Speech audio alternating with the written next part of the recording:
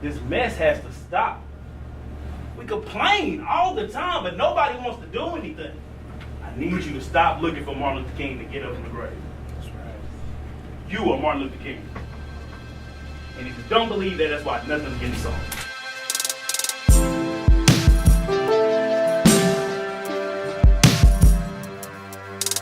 I want to take the cringe away when people hear Stop 6. There's a negative perception that's out there. In some ways earned to do some real things that happened many years ago. We did have a gang problem, and so you had to be kind of cautious about your children. I mean, we knew that it was dangerous, but it wasn't a gang. It was just a group of brothers. And one thing that we coined with each other is MLK is not raising from the grave. Malcom X ain't raising from the grave. It's gonna be up to us to make whatever change, whatever impact that we need to happen.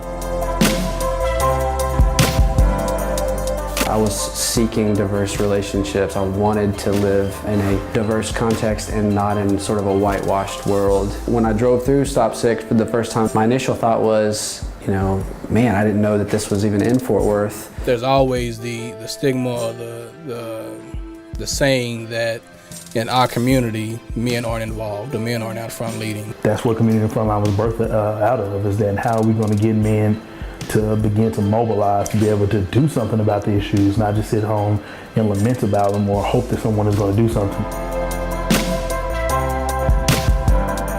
Some people have an issue with us having police relationships. We don't want our officers out here treating people with different color skin differently than they would treat anybody else, obviously. We don't train that way. It's important to kind of understand where each other's coming from.